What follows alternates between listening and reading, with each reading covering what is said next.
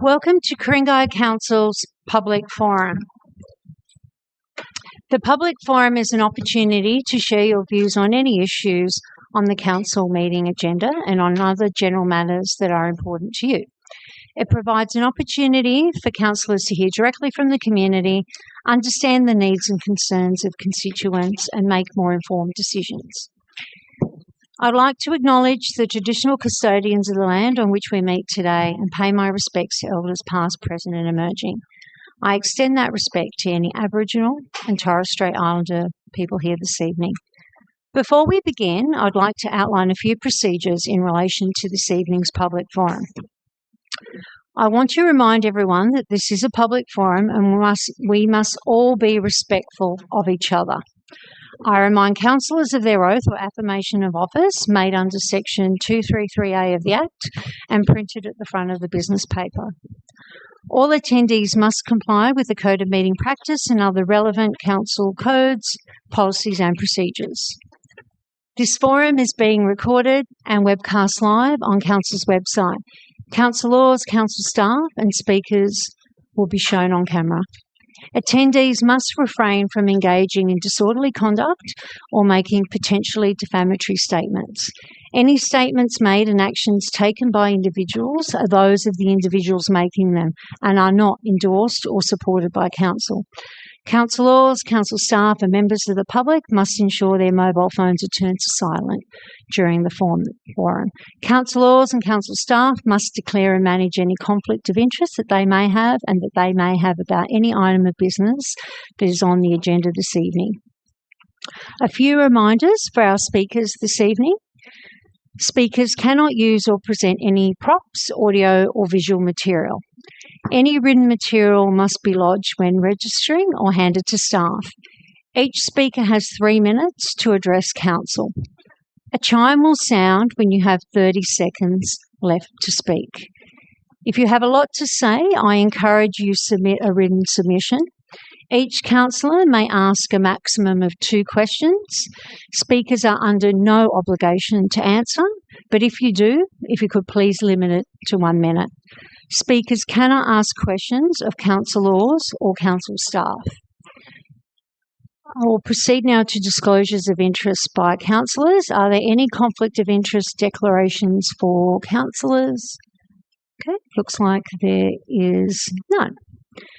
Okay, so tonight we have 22 speakers on GB1 and we have 3 written submissions. Okay, so we might as well start. So GB1, which is Norman Griffiths Oval Upgrade, Project Update. The first speaker I have is Mignon Booth, who is speaking against. Now, if I could just request, keep going, it's fine. Just when you hear that second buzzer, if people can wrap up and just complete the sentence that they're on. We have a lot of speakers today and we want to make sure it's fair for everybody.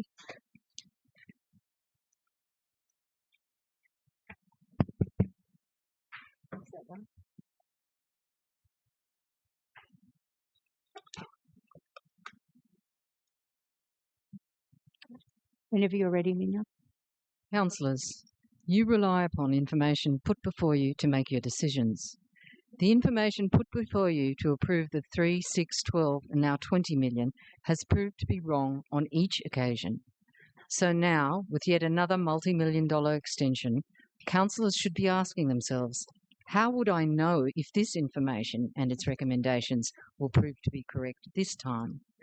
Councillors are not major infrastructure experts, so how could you know? Well, a cost-benefit and risk analysis of proceeding with any design and all alternatives would be a minimum. The current document you have before you is neither of these things, but simply a collation of information provided to Bridge 42 with deliberately specified terms of reference. The document before you names the stated assumptions upon which all its financial assessments are based.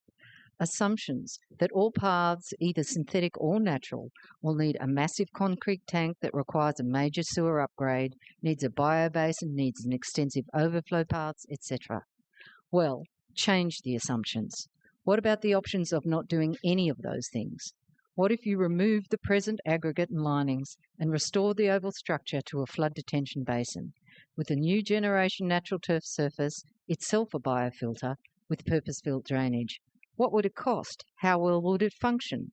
Get reports from Mossman Council about Balmoral Oval or Lane Cove Council about Bob Campbell Oval on costs, maintenance and function that give some real-time comparisons and perspective.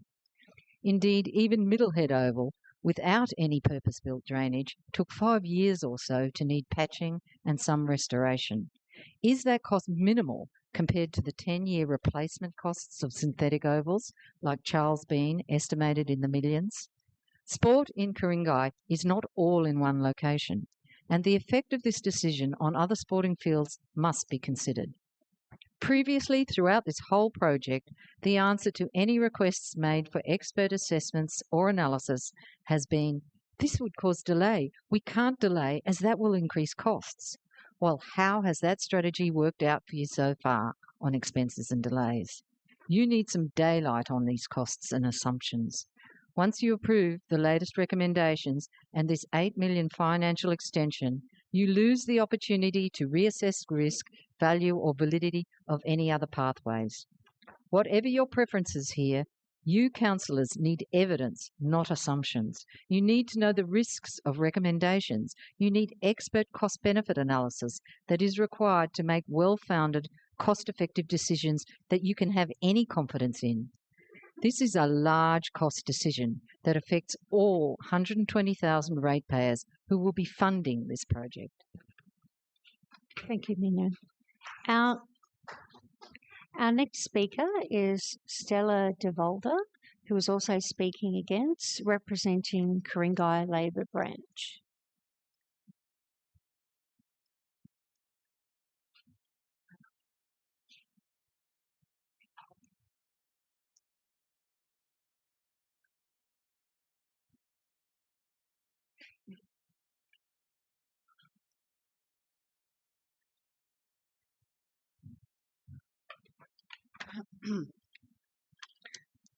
Artificial turf is a disaster.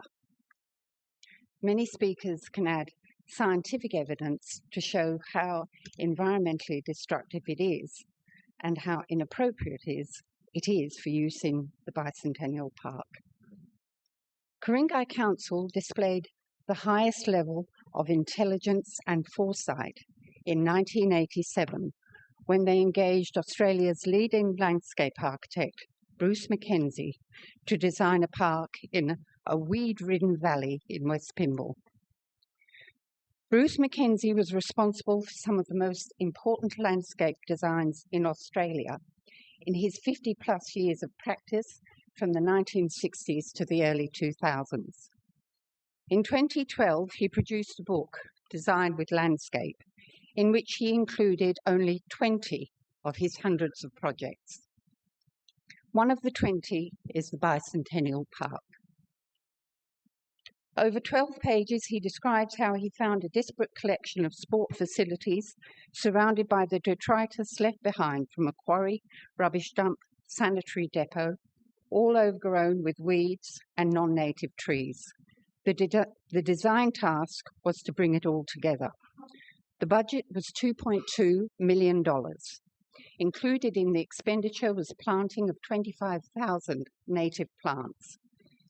After his death in January 2024, Tanya Wood, a long-time collaborator, wrote, "Bruce's focus was on ecology and the spirit of place. If Bruce was still alive, he would be standing here, and he would say no to plastic grass in any part of the Bicentennial Parkland. It completely goes against the ethos and spirit of the place." The article in today's Sydney Morning Herald, whilst acknowledging a project that is spiralling out of financial control, goes on to focus on the children, many of whom I can see here, who use the oval to play soccer. But who are being disregarded and ignored is the much, much wider community. They do not want 20 million spent on plastic grass. They want the natural park for everyone.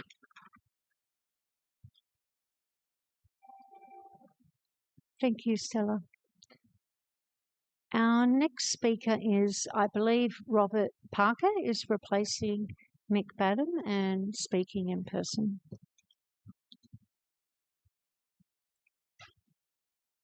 And speaking against. Councillors. I'm reading a statement by Mick Badham. Not all turf fields are the same, or built in the same way, or cost the same. There have been clear misunderstandings, for example, about the state of Middlehead Oval, which is a similar oval, and why its condition now requires some upgrade. This field only cost $440,000 to construct, with there being insufficient funds for drainage system. Despite this, it has survived 7 football seasons without patching, but this year it is finally struggling. However, if council patched the high wear areas for $20,000 worth of hybrid turf, it should be good for another 7 years. What is this relative to the cost required to replace synthetic a field costing millions every 10 years?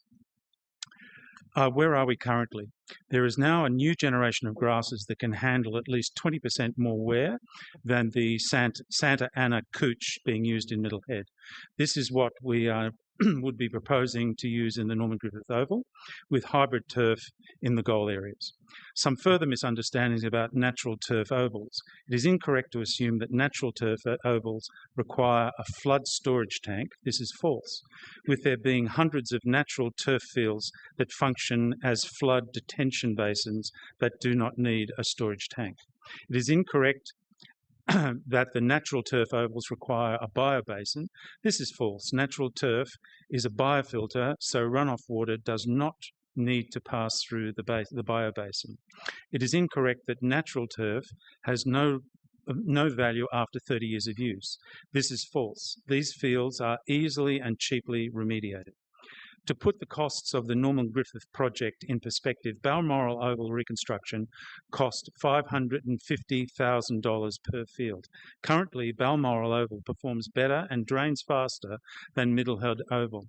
As recently stated by the former Mossman councillor and Touchfield football player David Cook, for $20 million, the council could have rebuilt 30 fields so that they are all like Balmoral Oval, and put drainage in a further 5 fields, including home and away teams that would have benefited from more than 19,000 players in the NSFA. It would have to be benefit for other sports and park users. Do all other user groups, include the soccer clubs, need to put up with the terrible fields because council decided to spend all its money on a single club? This venture now amounts to about 10 times what it was proposed in cost per hectare, and the reconstruction of the MCG. Does this mean no other clubs will have money to maintain and resurface their fields? Thank you. Thank you, Robert. Our next speaker is Jill Stevenson, representing Friends of Lane Cove National Park, also speaking against.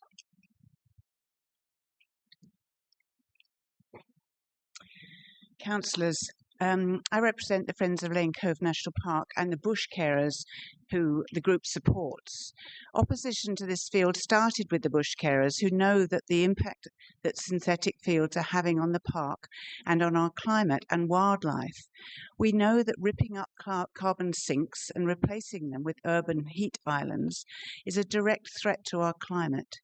We know that they cannot be recycled and they end up in landfill, much more expensive each year, as we know. They are a threat to bird life. They are heat islands, microplastics and chemical leachates that bypass mitigation measures in high rainfall areas with cumulative impacts. We know that they are being taken out in America and in Europe and no longer built there. We note that this field is surrounded by critically endangered plant communities, the Sydney turpentine ironbark forest, which is vulnerable to changes in hydrology. We know that there are endangered microbats here that feed on the forest, often live in culverts, and who have sealed one culvert up where your own report states that they may have roosted. We know that there are economic alternatives that can give soccer players the hours they need and football players while keeping these ovals for passive recreation. And the New South Wales government has been outlined many times. The New South Wales government has best practice guidelines for sporting fields, showing that properly built, maintained and drained natural turf fields can provide up to 60 hours per week of play for sporting clubs using the right turf cultivars, drainage systems and composted soil so it drains correctly. That's directly from the practice guidelines. These ovals generally are a third of the cost of synthetic fields. Why are you not examining this option? You are doing a disservice not only financially to ratepayers, but also to future generations and the long-term environmental situation of Lane Cove National Park. Friends of Lane Cove National Park put money into the court case, and note that our expert witness, Dr. Martins, said the aggregate field would fail for the reasons that the council's report now admits. This report was sent to all councillors. It was only when it was completely ignored that the court action was taken. If the councillors had heeded this report, they would not have wasted millions of dollars on a faulty aggregate system. And lastly, I listened to the previous submissions, and the only argument seems to be to proceed seems to be we start what we finished. And my young cousin at the weekend, I chatted to him, and he said he hates synthetic fields. He's still got a big scar in his leg from a synthetic field in Chatswood High that he played on for years. Thank you. Thank you, Jill. Our next speaker is Kristen Hayward, representing Voices of Ku-ring-gai and speaking against. And I don't think Kristen's here, so we'll just see if she turns up a little bit later. Our next speaker then is Kieran Fitzpatrick, representing West Pymble Football Club, speaking for.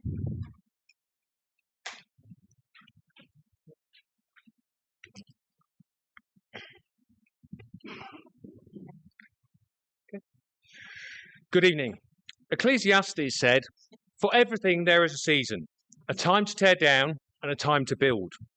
We have been in the tearing down season for a long time, and tonight I'm asking you to build. 17 speakers on one side, 1 on the other. That was a deliberate choice. I was asked if I wanted to bring more speakers tonight, and I said no. Not because we lack support, but because when you have the truth, you only need to say it once. I didn't want to insult your intelligence by repeating the same argument 17 times and expecting you to find it more convincing. You deserve better than that. This morning, Sydney's main newspaper described what has happened here as a $20 million saga. Tonight is the chance to end the saga, to stop it being a story, to stop you being the story, and to start being a playing field and a legacy. Before coming here tonight, I checked Council's own website. Every natural grass pitch in Ku-ring-gai closed, including the ones this council recently redeveloped. The only fields open tonight for kids training are synthetic.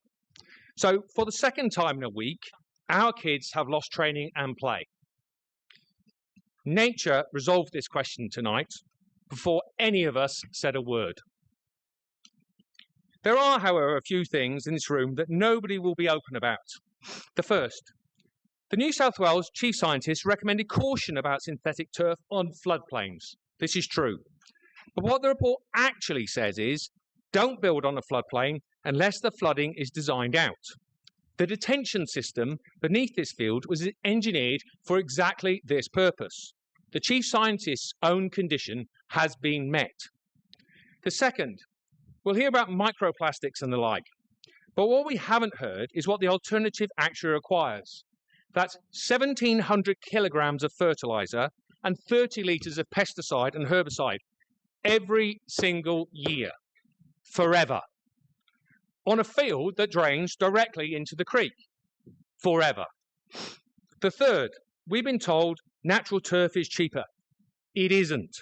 The detention system is required for both surfaces, and without it, whatever leaves that field goes into the creek. And Teddy Roosevelt said, in a moment of decision, the best thing you can do is the right thing. The next best thing is the wrong thing. The worst thing you can do is nothing. I close by quoting Churchill. The truth is incontrovertible. Malice may attack it, ignorance may deride it, but in the end, there it is. The thinking is done. The talking is done. Vote for the motion tonight, because in the end, there it is. Thank you. Thank you, Karen.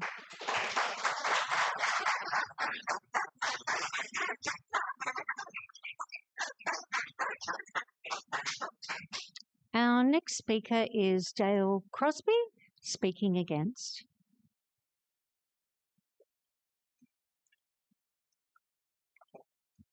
Mayor and councillors, tonight council is again being asked to approve another major increase in spending for the Norman Griffiths Oval project.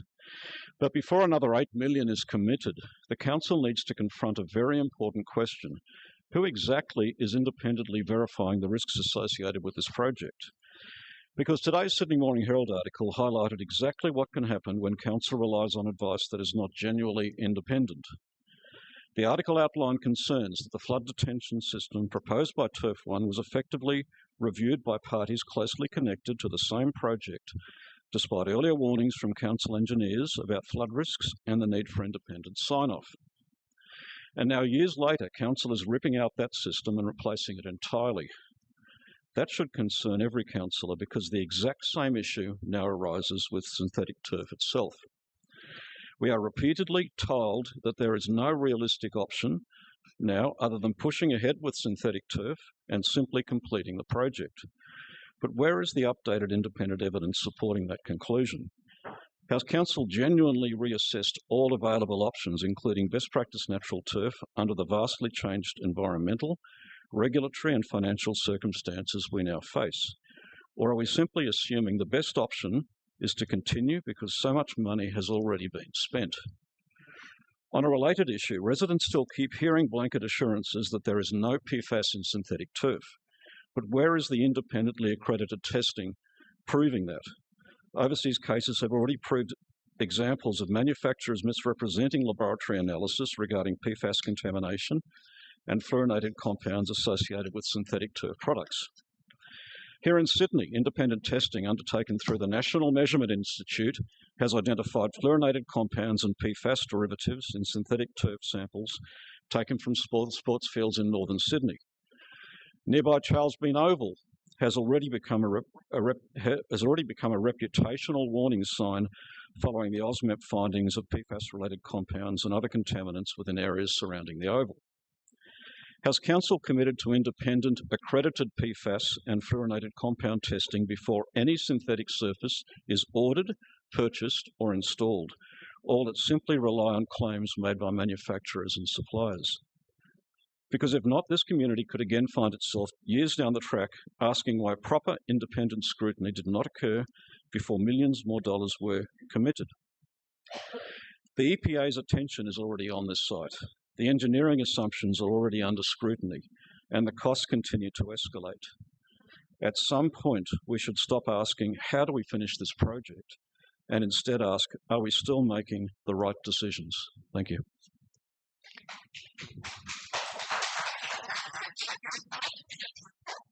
Thank you, Dale. I've noticed Kristen Hayward has now arrived, so if you can come up, representing Voices of Ku-ring-gai and speaking against.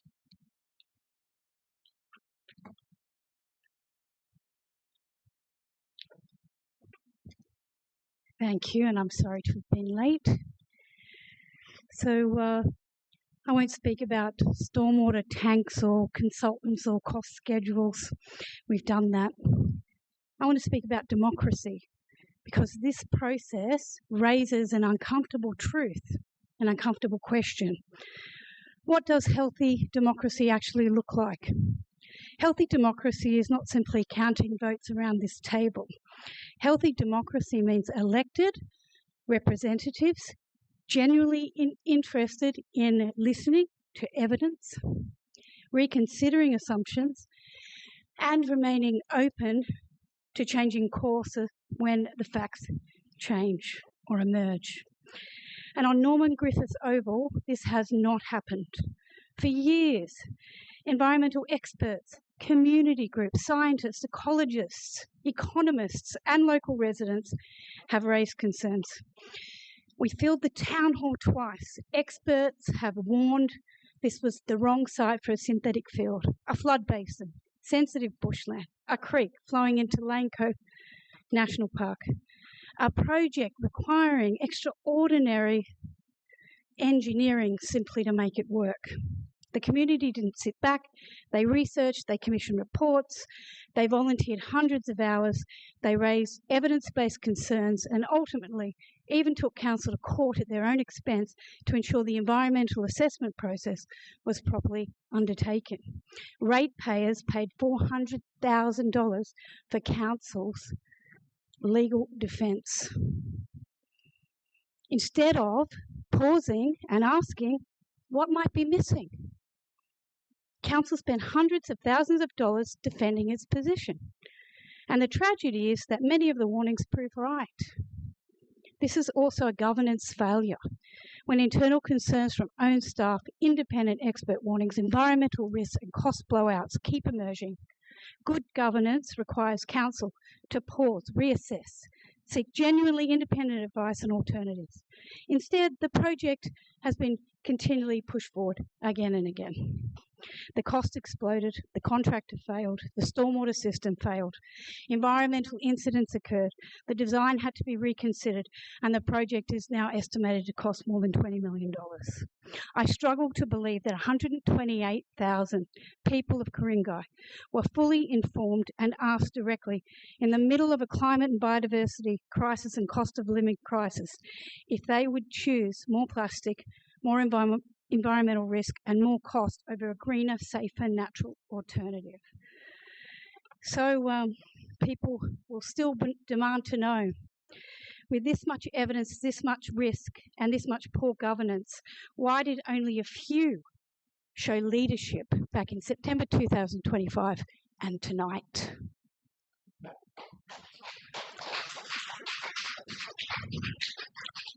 Thank you, Kristen. Our next speaker is Deborah Gray, representing STEP, speaking against.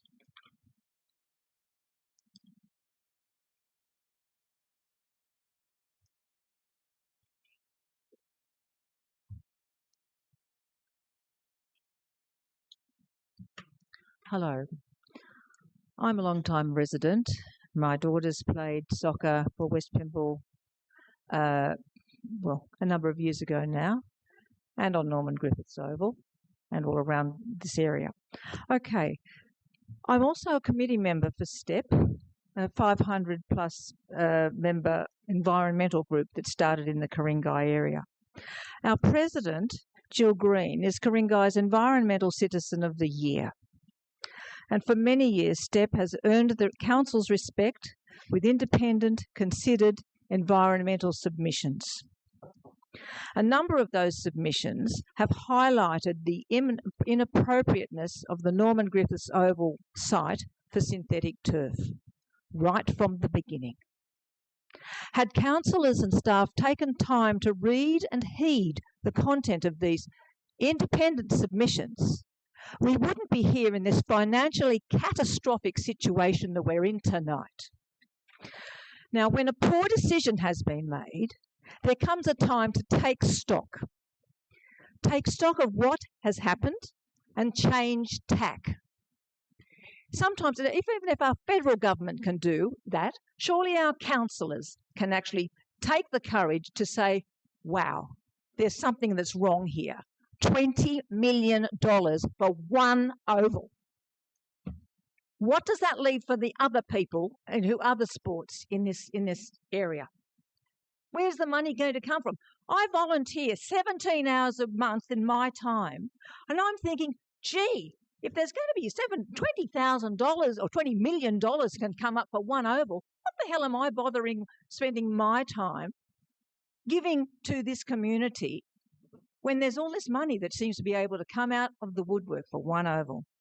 Now, the myopic push for a synthetic turf oval disregarding all the independent advice that has been provided to councillors about the problems associated with this site, has made front page of the Sydney Morning Herald again today, this time with a detailed timeline of when these ill-considered decisions were made. The council needs to find another way forward, and seriously, it doesn't look like synthetic turf is the way to go.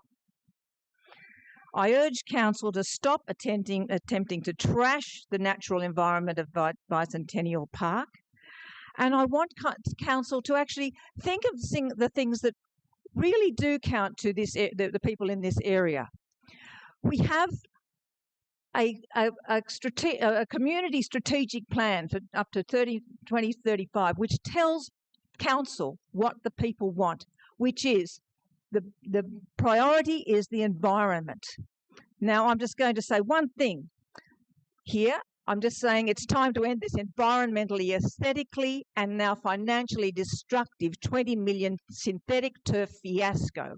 The Ku-ring-gai Council needs to maintain its reputation as the green heart of Sydney. It's time for the councillors to make decisions that support the natural environment of Ku-ring-gai. Deborah, if we could just Thank you. Wrap that up. Thank you.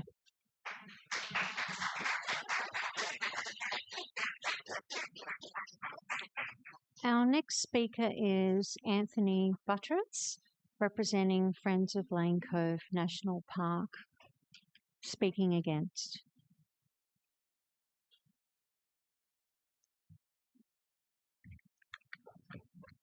Whenever you're ready. Well, hi everybody and councillors. Thanks for giving us the time to speak tonight. I'm president of Friends of Lane Cove National Park, and since the inception of this project, we've spoken against it. Us and the National Parks and Wildlife Service warned right at the beginning of the process that a synthetic surface in this location would cause harm to the national park, to the Lane Cove River and to the environment as a whole. But neither Friends or the service is against the upgrade of an oval. We all always recognise the importance of sporting facilities in the area, but we agree with actually with West Pinball Football Club, their statement back in 2019, and the original reports from council own officers that stated that because of the propensity to flood, this site was totally unsuitable for a synthetic field. We recognise that councillors voted for the synthetic field in good faith in the original case. They was sold a message, and the message was that it was an all-weather sports field, and it sounds pretty compelling.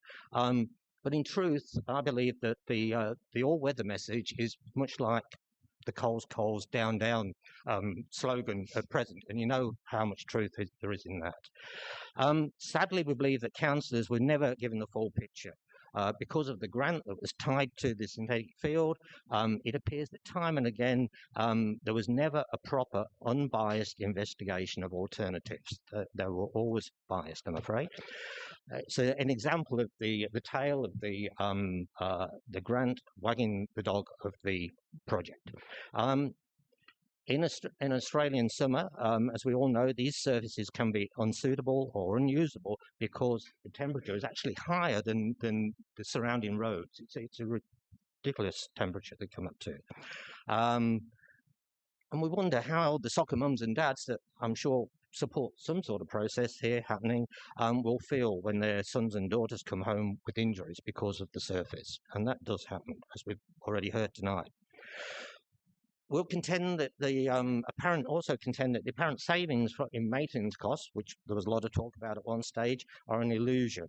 Once proper account is taken of the fact that the whole surface has to be replaced at the end of its lifetime, approximately 10 years, and that's happening with fields in council areas at the moment. And is that really what Ku-ring-gai ratepayers want? What is presented as a solution for local sports clubs appears to us to be just a marketing opportunity for big business. That's the real push, I believe, at the back of this. If councillors vote in favour of this increase in expenditure without properly investigating the alternatives, they're simply voting to throw more Ku-ring-gai ratepayers' funds into an ever deeper money pit. Maybe councillors got a magic pudding, but I'm not sure that the ratepayers would agree. We ask councillors consider all the implications and vote against the motion tonight. Thank you. Thank you, Anthony. Our next speaker is Andrew Rogers, who is speaking for.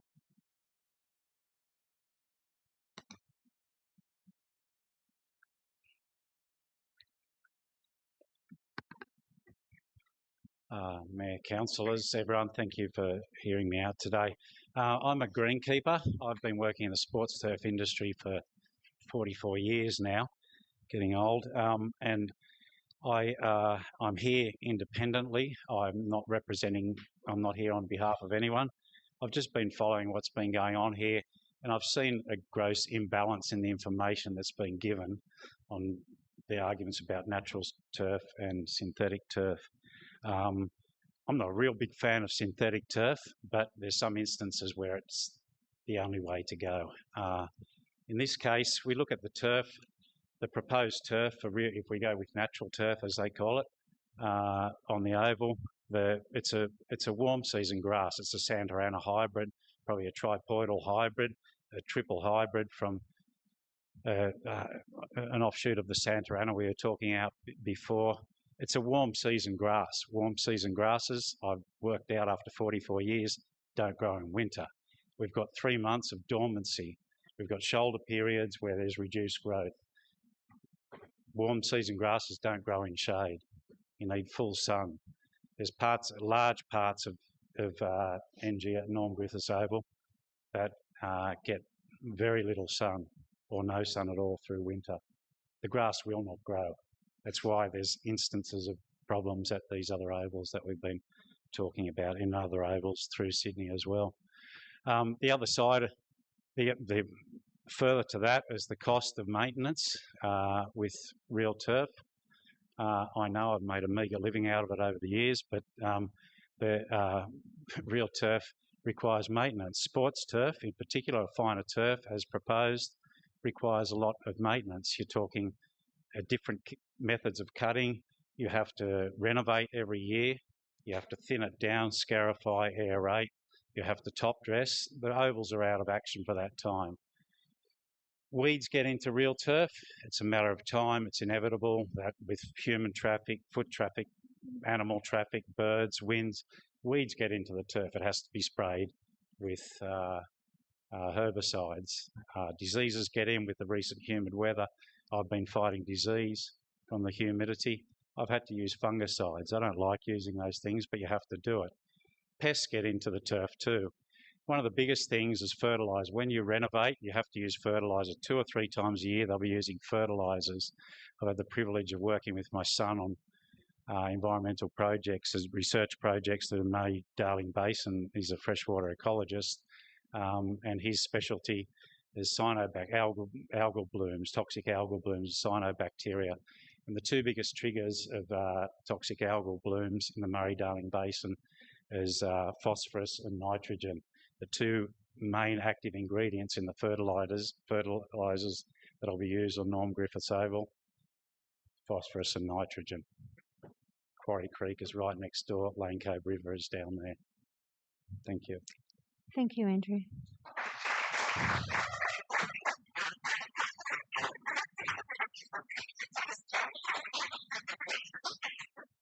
Our next speaker is Ainsley Tuckerman, speaking against.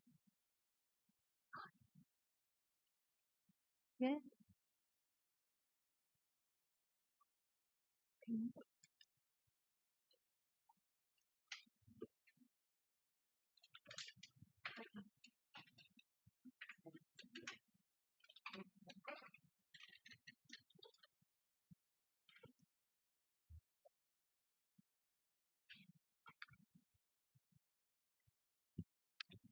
Good evening, councillors. I'm here tonight as a parent of a child at Linfield College and a homeowner adjacent to Charles Bean Oval.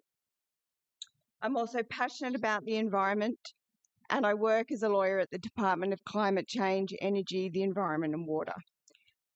Tonight, council is considering committing almost $20 million to Norman Griffiths Oval, while at the same time, Charles Bean Oval, an ageing synthetic field, heavily used by school children, is already overdue for replacement. Now, I want to be very clear. Charles Bean Oval is a daily school environment, used every school day for recess, lunch, PDHPE, and organised sport. That means some children may be on that surface day in and day out for years during sensitive developmental stages of their life. Decisions about this oval should be made with a high duty of care because of this exposure.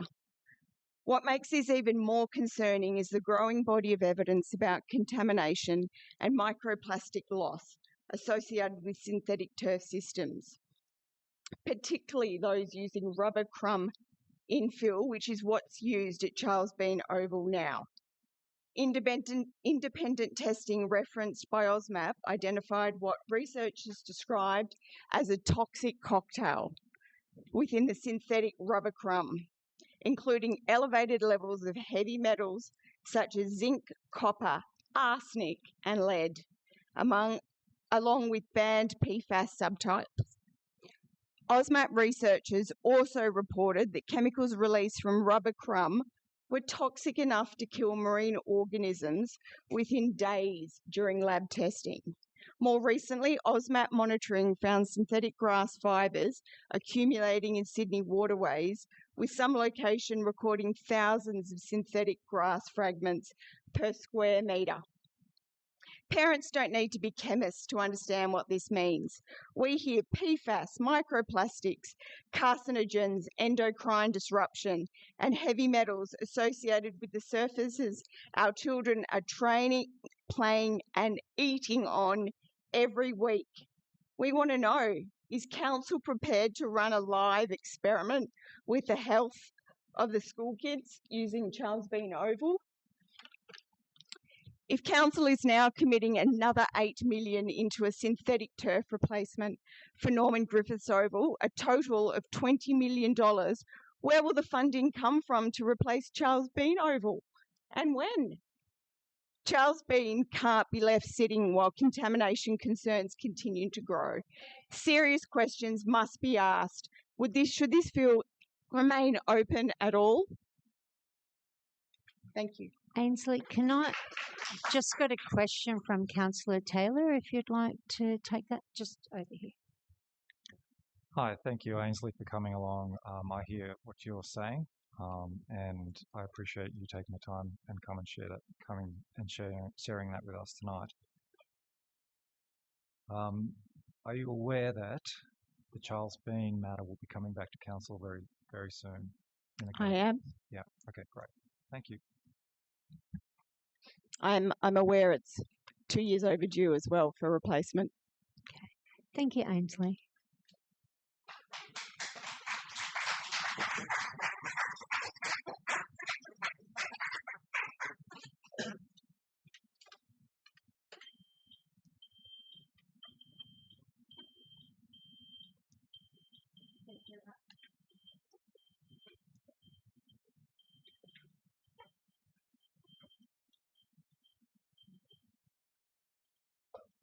Okay. Our next speaker is Robert Parker, speaking against. No? Oh, so you don't want to speak on your own? That was on behalf of Mick Badham. Okay, sure. Okay, we'll move on to the next speaker, which is John Southwood, speaking against.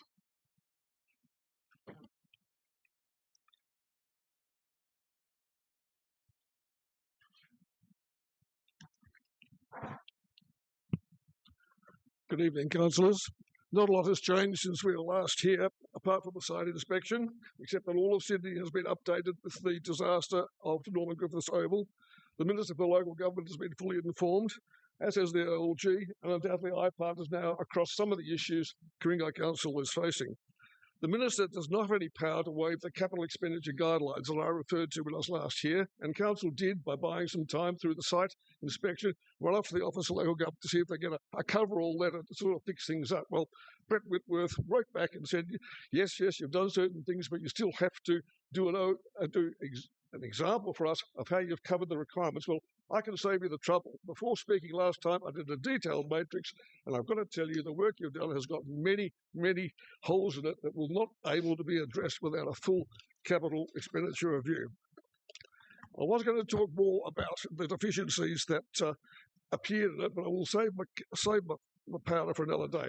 But I've got something really important to say, and it's in response to my friend from the local soccer club. Unfortunately, I can't claim to quote the people he did.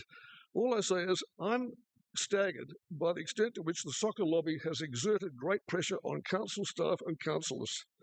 The soccer lobby, with which I am familiar through my work with Bob Campbell Oval, exerts great power, and they think that it is reasonable and they are entitled to ask for funding for north of $20 million for a single-purpose pitch, and yet only contribute $1 million. They put in $1 million when the budget was $3 million.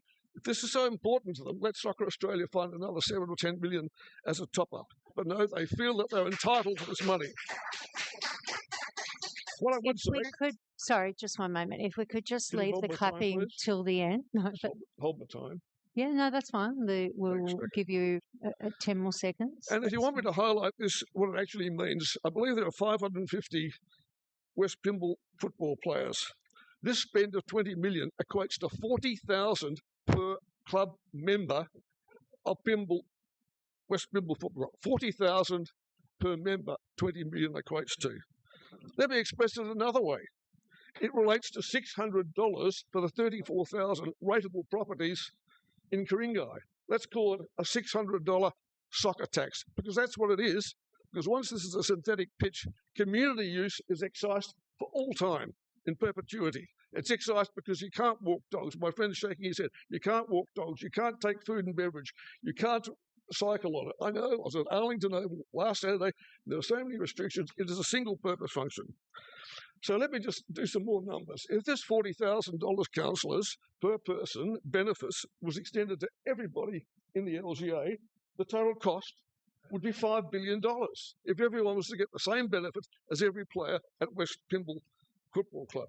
So just have a think about that. I think it's time for the soccer lobby to give up a few hours and have a fair go and work to get the cost of this down to a reasonable level, because right now it is unconscionable. Have I got 10 seconds or not? No. Thank you. Thank you.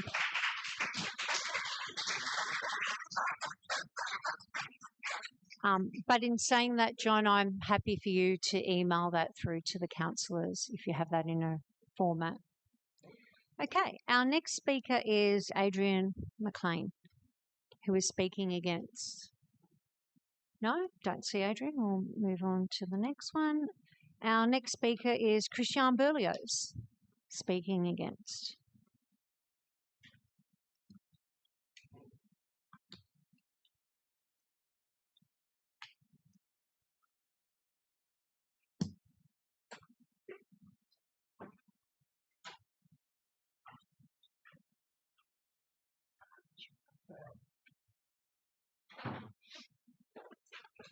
Good evening, Mayor and councillors. I know this is a bit of a waste of time judging from the preceding meetings.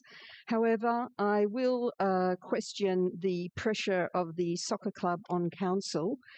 One tactic is the football club's demand for council to honour its commitment to deliver the synthetic field. It must be tested against the duties councillors are legally bound to exercise, not just the expectation of one user group. The Act asks councillors to honour their oath of civic office, effective civic leadership, sound financial management, and decisions in the interest of the community as a whole. A previous resolution does not override the statutory duty to reconsider when the cost, risk, and opportunity have materially changed. Councillors represent the whole community, not a single user group. Under Section 232 of the Local Government Act, each councillor must, and I quote, represent the collective interests of residents, ratepayers and the local community, and make considered and well-informed decisions. A commitment at $3.3 million is not the same as $20.2 million.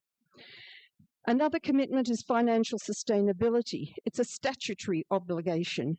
Section 223 requires the governing body to ensure, as far as possible, the financial sustainability of the council and also the optimal allocation of the council's resources, but for the benefits of the local area. The Act sets explicit principles of sound financial management. Section 8B requires council spending to be, and I quote again, responsible and sustainable, and to have regard to intergenerational equity. Policy decisions are made after, this is from the Government Act, policy decisions are made after considering their financial effects on future generations. Tripling ratepayer exposure to a single sporting asset, while drainage, bushfire asset protection, tree canopy, roads, libraries, and ageing community facilities compete for the same dollars, is exactly the trade-off a Section 8B requires councillors to weigh, not to wave through. Councillor has engaged the Department of Local Government, but has not delivered the capital expenditure review the community has repeatedly called for.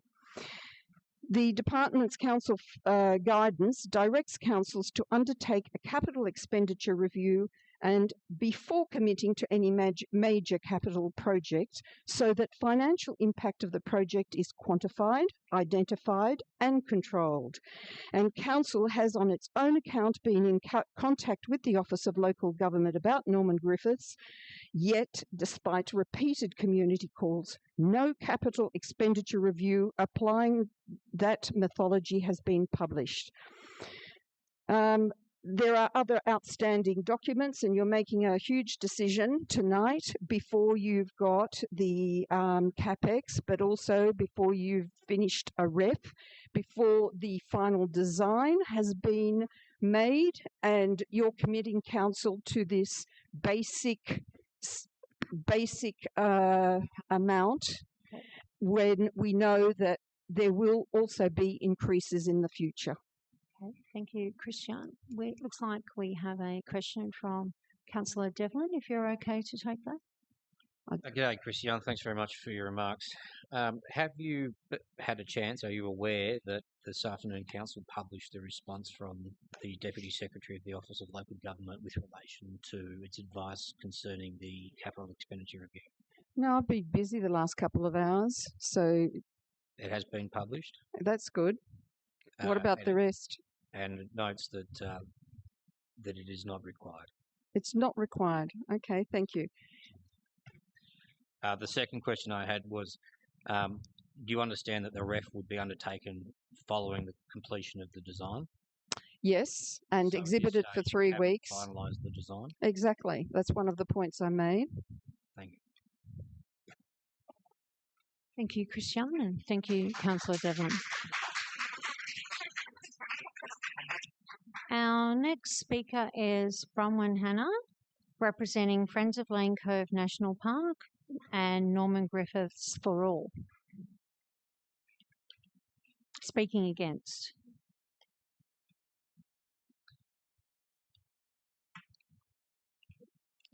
Just before I begin on what I wanted to say, I want to put a few facts on the table. First fact, the New South Wales synthetic guidelines, mandatory guidelines for councils, were published last year and stated that synthetic fields should not be built on flood-prone areas. Secondly, we have no best practice football fields in Ku-ring-gai. Last year, council voted on the need to investigate these further.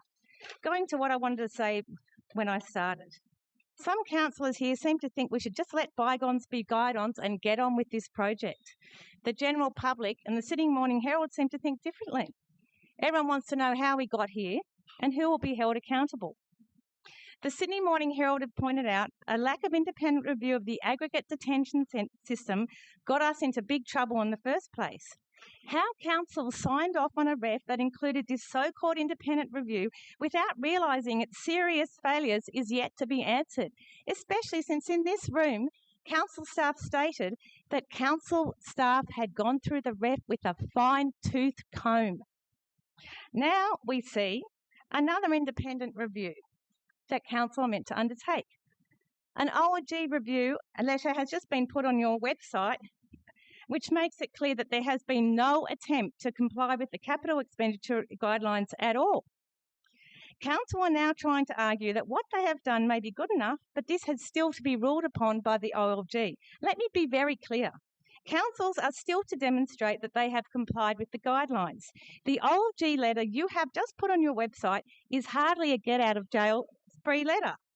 It is incorrect to say the issue has been solved. It is not a sign-off from the OLG. It is a request for more information. It is wrong to go ahead and vote tonight until that has been completed. When you look at the detail of that letter, of what council still has to prove, we note, for example, they are required to put in a probity plan to show how conflicts of interest are managed. Not just the one outlined in the Sydney Morning Herald today.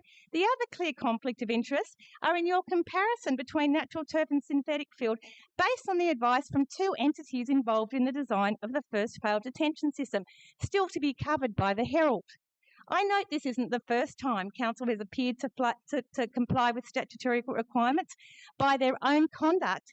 They admitted a fail to do this in relation to a new ref that was signed at 7:25 a.m. of the morning of the court case, and the missing regulations that had been pointed out to them by lawyers were now in the new ref. In Australia, councils can't decide they're going to comply with obligations, and there are regulatory bodies and courts who enforce their obligations. You are not the last word, and councillors should not go forward. If you go ahead tonight, we are telling you now, we are referring you to more than one regulator on these matter, amongst other things. We'll be writing to the OLG and setting out chapter and verse why the capital expenditure guidelines have not been satisfied. Thank you. Thank you.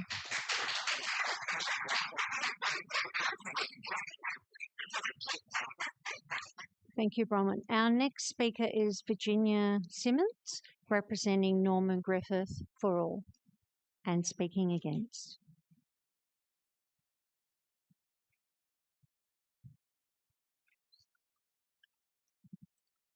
Good evening. I've been a West Pymble ratepayer for over 30 years. I'm a mother of 4, and I've been a payer of subscriptions to clubs including the West Pymble Soccer Club, Football Club, Netball Club, West Pymble Scouts and Guides, as well as St Ives Cricket Club and AFL Club. I'm also a professional program manager. The starting point for any project should always be to clearly define the end point. This should be one or more outcomes that tie back to the organisation's vision. This proposal before you assumes the desired outcome is a synthetic pitch. The glittery promise of a grant for a synthetic pitch has proved to be fool's gold, and I would ask that we reconsider what is the desired outcome from our council's perspective, not just the West Pymble Football Club. From KMC's Community Strategic Plan 2035, the vision includes balance growth and change with the protection of our natural environment. From the leadership and service excellence outcome, a key strategy is deliver services effectively and efficiently on the basis of equity, community priorities, and best value within available resources. The previous cost-benefit analysis did not clearly identify the number of hours needed to cover the West Pymble Football Club training and playing, and how these hours could be split between Norman Griffith and Mimosa. The West Pymble Football Club 2021 booking of 30 hours a week at NGO can easily be accommodated by an alternate and potentially much cheaper design than that proposed tonight. We need to focus on what the club needs, not what they want. The dollars on the benefits for synthetic was boosted by additional playing hours that would then enable the club to rent out the field. This revenue would then go to the West Pymble Football Club, not to replenish the council reserves, which will be depleted if the motion goes ahead. I suggest that council does need to upgrade the field. However, they do not have a justification to use an additional $7.8 million to provide the West Pymble Football Club with an ongoing revenue stream from rental fees. From a program management perspective, this project is clearly red on budget, red on schedule, red on scope. The way out is to embrace not only transparency, but competency in adherence to proper planning processes. Advice received by council to date has been based on assumptions that have proved false And I urge caution before we continue. We need to demand why we are doing something. I note, those who cannot remember the past are condemned to repeat it. If we don't want to be back here again, please vote against the recommendation.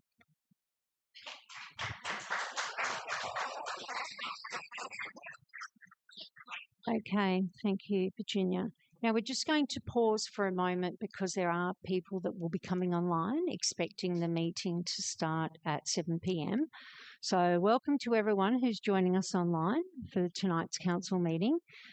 Just letting you know, as the public forum commenced at 6 p.m. and given the number of registered speakers this evening, tonight's council meeting will be postponed until 7:30 so we can hear from all the speakers. So thank you for your patience and understanding, and we'll now continue back to our public forum. Our next speaker is Martin Cunningham, representing Natural Grass at Bob Campbell Oval, speaking against.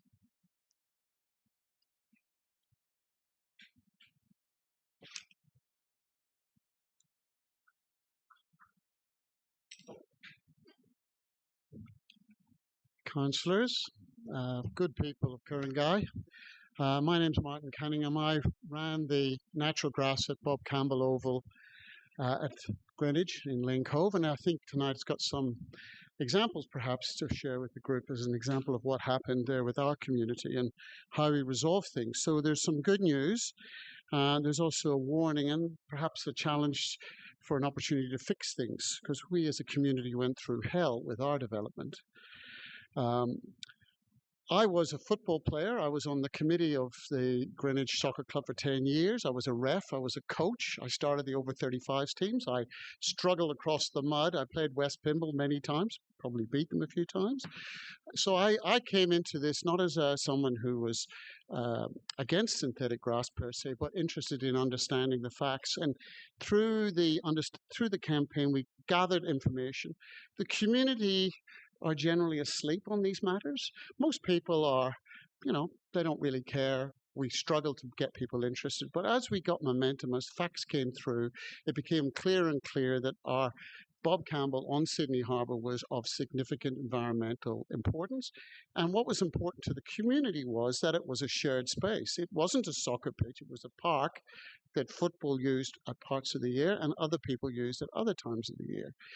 So as the community got to this, it became a race between council, who were forcing through a development on a dodgy ref, sounds familiar, against the bulldozer starting, and the election. But we got to the election, and we replaced the mayor and we replaced the deputy mayor, and we had 8 councillors in favour, 1 against after the election. And what came out of that was a master plan process. Council voted to say, yes, let's look at the natural grass, let's look at the master plan. We had the soccer clubs, the cricket club, all of the community groups, the bushies, everybody, ourselves in the room. We've come up with a plan. So the master plan was enacted. We built the pitch, and I'm pleased to say we put 2,500 people on it every day for a long weekend in December in 35 degrees of heat for the Greenwich Village Games, and we tested the grass out. It got stumped on and cycled on and all sorts of things on. And we got to the start of the soccer season. And I'm pleased to say that it's open tonight. And there's a couple of hundred kids playing on it.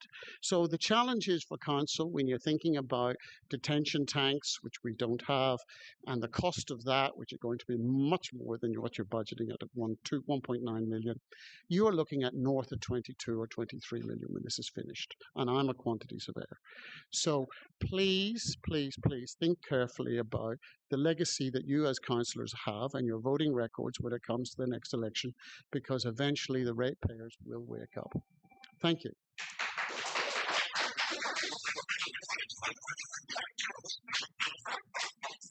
Thank you, Martin. Our next speaker is Rob Hanna, representing Norman Griffith for All and speaking against.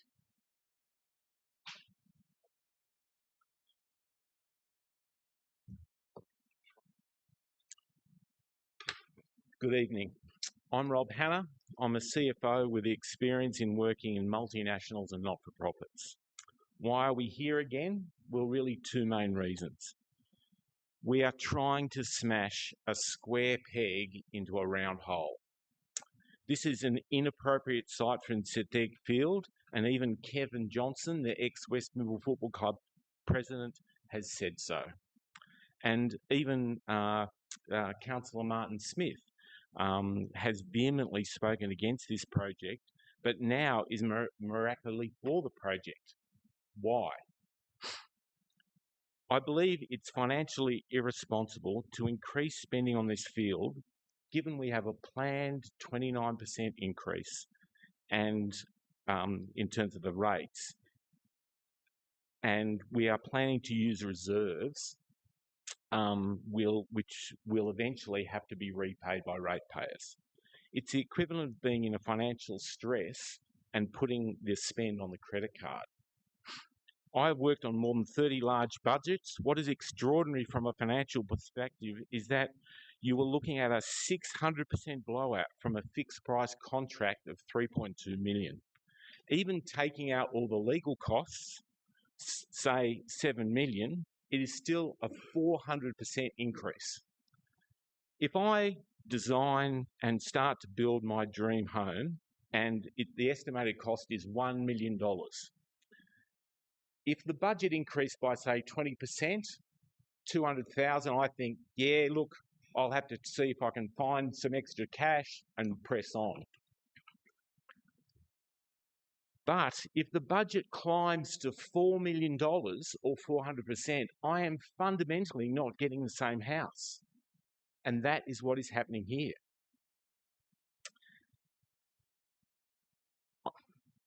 I need to stop immediately, and we as a council, we need to stop and spend all our time and resources working out another way that achieves a reasonable outcome for ratepayers. The future legals are in your documents as not spent and spent. I'm not sure how that works, but they are actually not spent. And so that means you actually do not need to vote to increase your budget because there is still money left in your envelope. I think you should vote no to the increase. I think you should spend the remaining budget you have finalising the design and the ref. The reason why the soccer club doesn't have a field, there is no final design. So that's 4 years you've been waiting and we don't have a final design yet. That's why you don't have an oval, gentlemen. We need to engage an independent advisor that is not a synthetic industry mouthpiece. We need to evaluate the cost to complete natural and synthetic, including future synthetics costs. And also, I reach out to my learned colleagues in the West Middle Football Club. I'm happy to share the data we have so we can work together for a conclusion. And Boggy Bauer will actually be a reference for me as to show my bona fides. Thank you. Thank you, Rob. Our next speaker is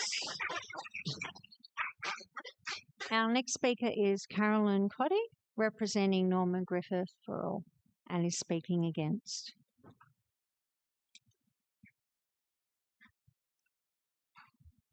Good evening. As a resident of over 50 years, I and my family have used NGO many times, including for playing soccer, with no concerns about its surface. I was not consulted about this project as I'm not one of the 500 nearby residents who were consulted. My concerns and questions are as follows. 1. Restriction of activities permitted on the oval. No picnics allowed and no dog walking due to concerns about dogs' urination and defecation and the effect on the plastic grass, resulting in my dog and I being locked out of using this council asset as a non-football player despite my being a local ratepayer.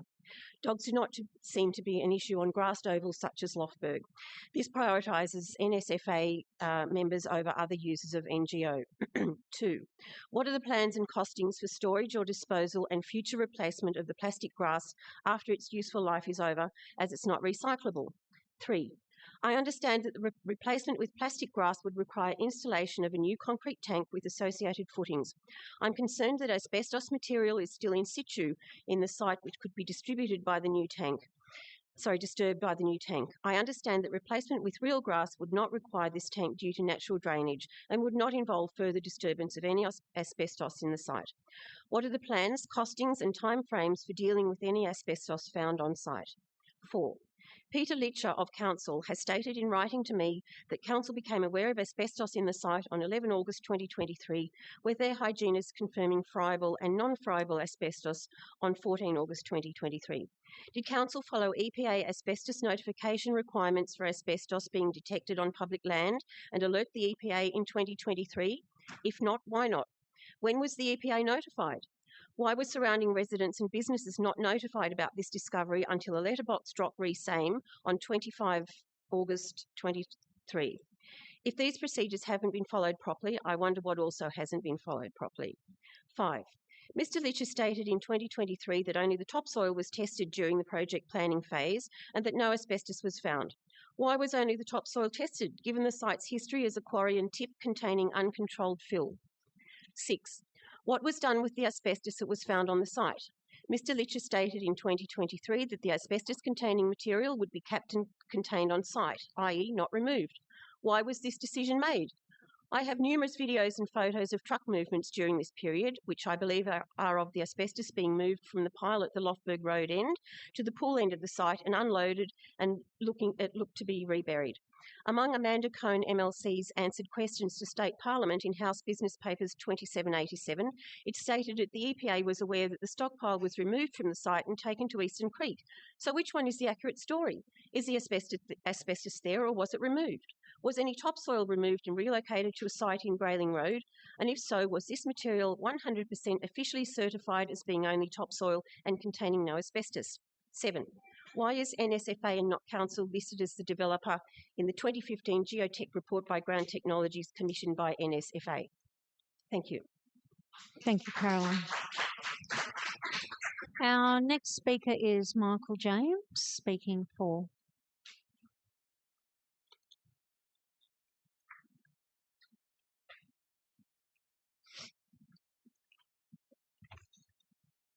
Good evening, Mayor and Councillors. I speak tonight not just as one person, but on behalf of many families, players, volunteers and residents across Ku-ring-gai who are simply sick of hearing talk without action. For years now, this community has listened to updates, reviews, consultations, reports and delays regarding Norman Griffith Oval. Yet somehow, despite all the discussions, the project still remains unfinished. Meanwhile, the community continues to suffer consequences. West Pymble Football Club continues to fight to field space. Parents continue to deal with cancelled games and training sessions. At some point, the excuses have to stop. The extraordinary meeting should not be another exercise in process. It should be a meeting where Council finally resolves the pathway forward and commits to completing the synthetic field once and for all. Because this project is bigger than turf and construction. This is about the community. It's about hundreds of local children having somewhere reliable to play sport. It's about keeping young people active and connected and healthy. It's about supporting the volunteers who hold local clubs together, and it's about ensuring clubs like West Pymble Football Club survive and grow into the future instead of constantly scrambling for basic facilities. The community has shown patience. West Pymble Football Club has shown patience. Families have shown patience, but patience is running out. People are frustrated because they say years of passing with little real progress. They hear Council say it supports community sport, yet when it comes time to deliver critical infrastructure, the community is left waiting again and again. Enough is enough. The residents of Ku-ring-gai deserve more than ongoing delays and uncertainty. They deserve leadership, accountability and action. Tonight, councillors have an opportunity to restore confidence in this council by making a clear and final commitment to this project. Not another deferral, not another excuse, not another promise of future discussions, a decision. Finish Norman Griffith Oval, complete the synthetic field, support the future of West Pymble Football Club and show this community that the council can still deliver outcomes that genuinely benefit local families. Please stop delaying this project and finally resolve the pathway forward tonight. Do it, please, for the community. Thank you. Thank you, Michael.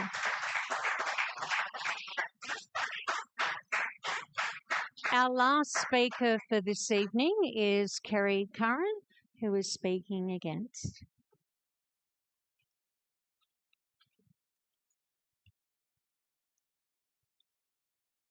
Mayor and councillors, At this point, this is no longer simply a local sporting infrastructure decision. It is now a major public spending decision that affects the entire Ku-ring-gai community, financially, environmentally and democratically. This project has escalated dramatically in cost from what was originally presented to the community to a project now exceeding $20 million. And yet, despite the scale of that investment, the consultation process has remained narrow, unbalanced and fundamentally flawed. The community has repeatedly been told that there was overwhelming support for synthetic turf. But when you look closely at the consultation methodology, that conclusion simply cannot be relied upon. As someone with more than 25 years' experience in market research and survey design and analysis, I can say professionally that this was not a representative sample of the broader community. The survey was heavily distributed through organised sporting networks, groups with an obvious vested interest in the outcome, and had the established systems to mobilise responses. Meanwhile, many residents, bush care volunteers, and passive users of the area never received a survey or were significantly underrepresented. Council's own figures suggest that between 66 and 98% of respondents were directly connected to organised sport at the Oval. That is not balanced consultation. That is targeted stakeholder engagement being presented as whole of community consent. And that distinction matters enormously when you are now asking the broader public, that is the whole LGA, to fund another $8 million. Because this money does not belong to one sporting code. It belongs to every ratepayer across Ku-ring-gai. It belongs to residents whose local parks are deteriorating, to families waiting for community facilities, to bushland volunteers protecting fragile ecosystems, to residents who may never use this oval, but who will still bear the financial and environmental consequences of this decision. If Council is now being asked to approve a substantially expanded financial commitment, then the consultation must also expand. This decision should no longer rely on a consultation process conducted years ago with a heavily skewed participant base and limited options that were presented to the public. The broader community deserves genuine consultation on whether spending more than $20 million on synthetic oval represents the best use of public funds. Thank you. Thank you, Kerry. Now, that is the conclusion of our forum. So thank you to everyone for participating in tonight's public forum. The webcast of this forum will be available on Council's website. The Council Extraordinary Meeting will be held at 7:30 p.m. tonight, and you are encouraged to attend in person or view the live web stream via the Council website. Thank you again for your participation. I declare the forum closed at 7:18 p.m. Thank you.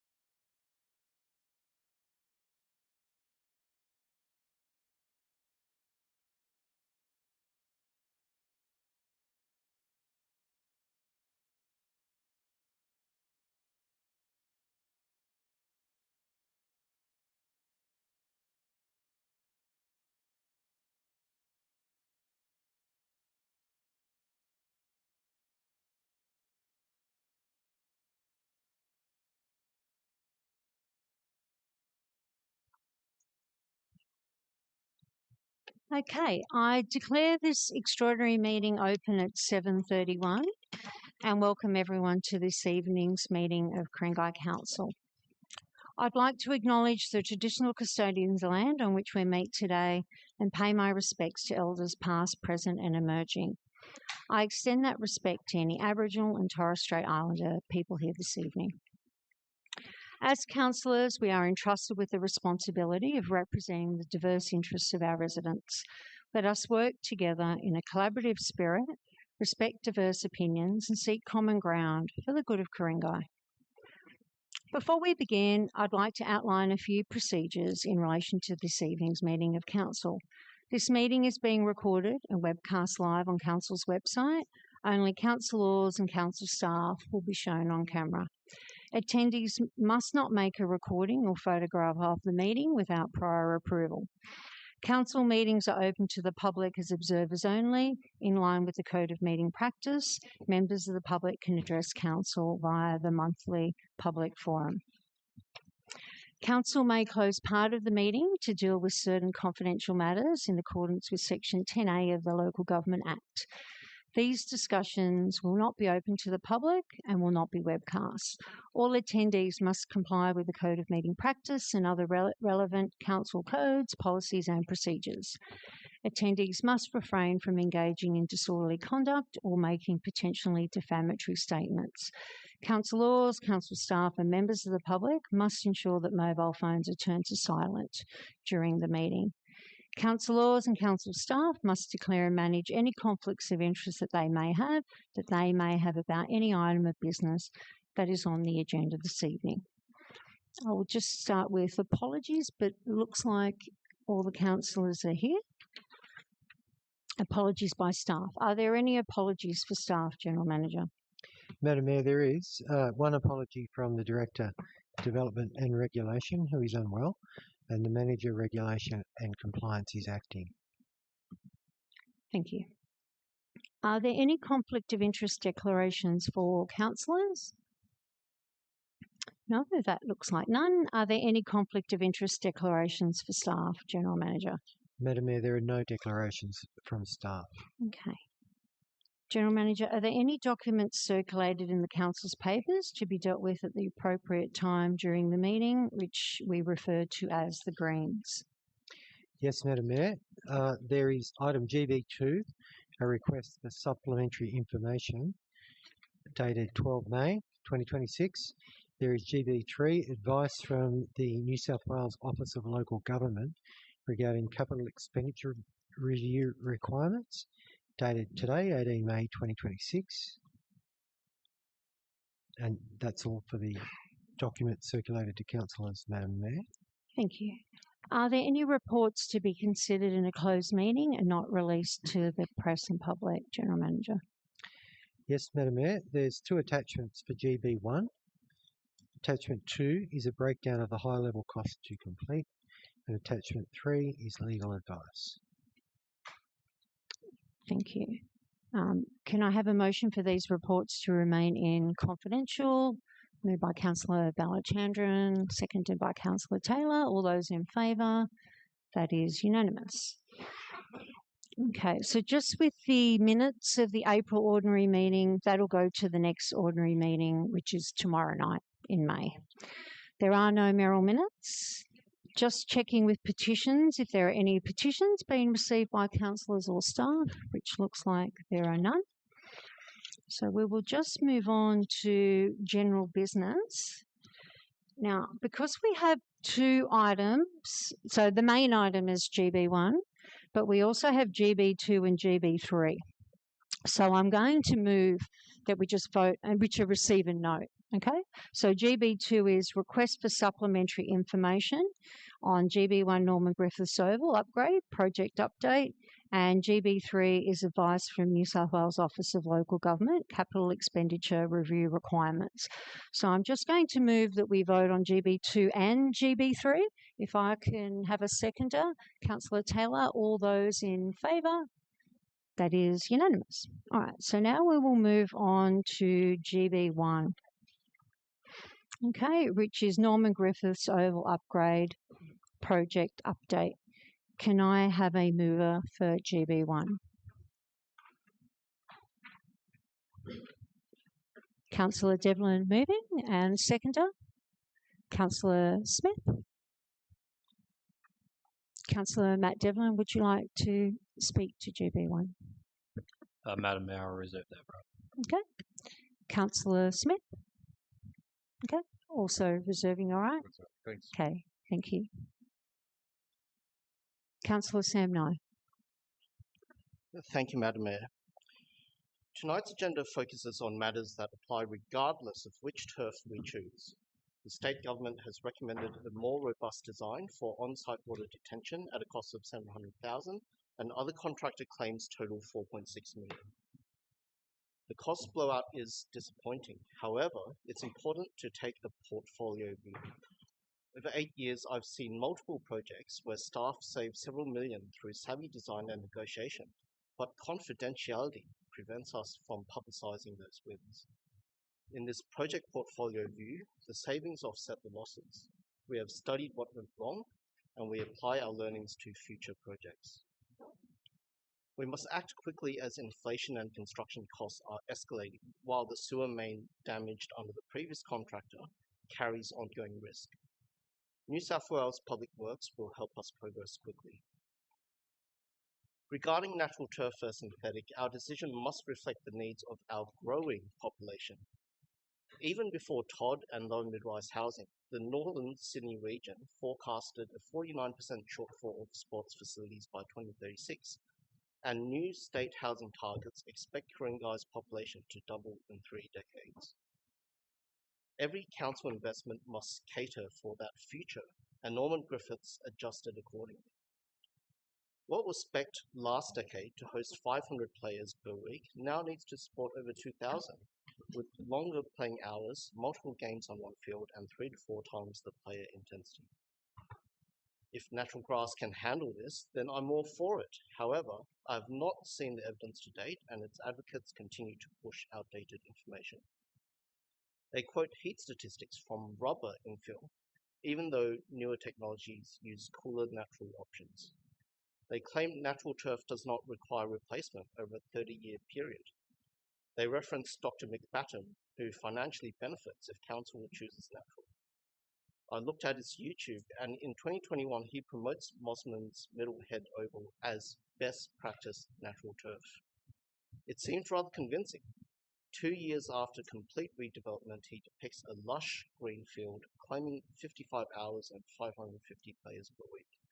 But it unravels when you look at the oval today, 7 years after redevelopment. I inspected it this month, and there were significant sections of dying grass, exposed soil, and potholes in high wear areas. Furthermore, Mosman's own website shows bookings of 37 hours in winter and 25 in summer. So best practice turf struggles to uphold claims of playing conditions even during periods of reduced wear and greater recoverability. After sharing my trip on social media, these advocates now tell me I went to the wrong oval. Forget Dr. Batten's best practice oval. I should have gone to Balmoral, where they claim has had 5 years intensive use, even though Mosman Council says it was completed in 2024. So I went there this morning, and I saw multiple sections of oval worked off to protect from wear. The recurring theme is to pick a 2-year-old oval, take photos while shiny and new, claim it as best practice, then misrepresent long-term use and conditions. They also denigrate any councillors who provide evidence contrary to their views, bullying them to vote their way. I'm willing to overlook this, as usual, but ultimately, the core requirement is a field that supports increased player intensity. I don't believe natural turf can do this on claims of 3 decades with no replacement. I also find it bizarre that these natural turf advocates do nothing to address the prevalence of plastics in our food chain and waterways. Our children wear plastic uniforms 40 hours a week, and we launder those fibers down the drain. Our food contains plastics, as does our toothpaste, toothbrush, lipstick, and cosmetics. Driving to council chambers today, our tyres emit microplastics that go down the waterway. Yet despite these much larger sources of plastics, They disproportionately invest efforts into scaremongering about turf, complaining about the lack of picnics and dog walking, despite council offering both picnic shelters and a dedicated dog oval at the regional park. So if we insist on natural turf and a growing population, then we need more ovals. Please let us know which to clear. Dalrymple Hay Reserve, Sheldon Forest, a golf course or a national park. But in the meanwhile, I encourage all councillors to support the staff recommendation. Thank you. Thank you, Councillor Knight. Councillor Balachandran. Thank you, Madam Mayor. I'd like to move an amendment, please. Yes. Have you provided that amendment to Governor?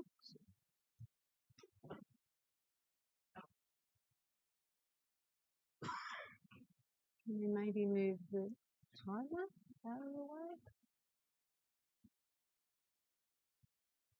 I might actually get you to read this, Councillor Balachandran. I've just split it up into sections. Most councillors have seen it. So, financial accountability. A, Council notes that spending $20.2 million is far in excess of Council's initial budget for the Norman Griffiths field upgrade, and that the community may have formed a different opinion on a synthetic upgrade versus a natural turf upgrade had they known the potential project cost. B, Council notes that the project has been the subject of 8 successive budget revisions, 3.1 million in 2021, 3.3 million in 2022, 4.3 million in November 2023, 4.7 million in Feb 2024, 5.1 million in May 2024, 6.9 million in Feb 2025, 12.4 million in September 2025, and 20.2 million in April 2026. The New South Wales Public Works report indicates the cost may be higher. C, Council pauses the current project. D, that Council engage New South Wales Public Works or another suitably qualified independent expert to provide an updated cost comparison of delivering a best practice natural turf field at Norman Griffiths Oval compared to a synthetic turf field. This report will provide minimum and maximum construction cost estimates to complete the project with the 2 alternate surfaces to report to the August 2026 Council meeting. E, Council fulfil the OLG's instructions on the requirements of sections 10 and 11 of the CAPEX review guidelines as per the letter dated 18th May 2026 to report back to Council by August 2026. The next section, community mandate. F, Council notes that Council does not have a mandate to spend the scale of additional funds on this project and should consult the community before committing to further expense. G, Council conduct a representative, not opt-in, resident survey through an external agency with a budget of $30,000. GA, work with the agency to design the research to provide a clear guide to councillors on resident preferences on a surface for Norman Griffiths Oval. B, provide comparative high-level information on costs, benefits and risks to seek informed decision-making. This can be based on existing information available to Council, including the updated costs in point 4 and limitations pertaining to costing health and environmental risks. C, report the findings by October 2026 Council meeting. The next section is sports infrastructure. H, Council provide the estimated cost to update 2 additional ovals with best practice natural turf to enable increased usage across fields. Staff are to recommend best suited oval to be reported to the August 2026 Council meeting. That's it. Okay, thank you. I will second that, Councillor Balachandran. So if you would like to speak Thank you. to the amendment. How long would I have? 5 minutes? You do have 5 minutes, yep, and you will get a buzz when you've got 30 seconds to Okay, go. thank you. I always get For a confused. minute. I shared this amendment with councillors prior to the last ordinary meeting. I appreciate the feedback from various councillors and have incorporated them as best as possible. For those who sought and supported a site visit after seeing this amendment, note that the site visit delayed the decision by preventing this discussion in April. This amendment is about instating established essential financial and community processes for large projects. It is better late than ever because we are seeing this project running away from us at an increasing pace. First, financial process. Incremental financial approvals are not proving a sound basis for budget management. This project has had 8, let me remind you, 8 budget revisions. I thank Councillor Smith for seeking this information in detail and for evidencing the ineffective financial processes. The staff recommendation is proposing that we use 15 years, let me repeat that, 15 years of our community savings towards this project now. The rate of replenishment into that reserve is less than $1 million a year. I put to councillors that governance requires that we not support additional budget allocations until we have a clear line of sight to maximum costs of the 2 surface options. If we put aside the legal costs, the report is clear that the construction costs have increased by $2 million due to design changes since the last budget approval. The report also indicates that there are market risks and contingencies that may shift the costs further. Will this council continue to approve incremental budget allocations at 25 million, at 30 million? What we have today is benefit of hindsight, and what I would like us to have is a clear line of sight to maximum comparative numbers before approving more money. Second, community mandate. The last community consultation for this project was over 5 years ago for a $3 million project and was an opt-in process. In 2024, Council did a representative survey asking the question, I think the benefits of all-weather synthetic playing surfaces outweigh the environmental concerns. 70% of the community did either not think that the benefits outweighed the concerns, environmental concerns, or were unsure. Unfortunately, I've seen Ku-ring-gai's turf surveys used as an example of the perils of assuming opt-in engagement is the same as representative research. The results can be quite contradictory. Until recently, we had 2 stakeholder groups we as councillors were trying to balance. Soccer clubs, who understand and understandably want increased hours of play, and those understandably concerned about environmental and health impacts of synthetic turf. I will not denigrate either of those groups. We now have a very large additional stakeholder group whose savings from rates we are about to plough into this project. They must have a say in where we are going to spend the money, and we need representative evidence before making a decision. It is no longer the case where the football club has raised a third of the cost through grants and council is funding the 2/3 of $2 million. The current situation is that the council is funding $19 million of the $20 million project, largely through our reserves. We have to put in a process that consults the community on this unbudgeted use of funds. Council's last CapEx project was the St. Ives basketball court at $30 million. This project appropriately received multiple rounds of community consultations via the Community Strategic Plan, the annual DPOP, and the SRV processes. These included opt-in and representative processes. Third, sporting infrastructure. The vision for this project in 2019 was to improve sporting facility durability. Let's look at putting best practice natural fields in a number of locations, because this project is now coming at a large financial and non-financial cost that the rest of the community is really objecting to. We know community trust in institutions is reducing, and the key to addressing this is transparent, robust processes for public value projects. Our current process is not defensible.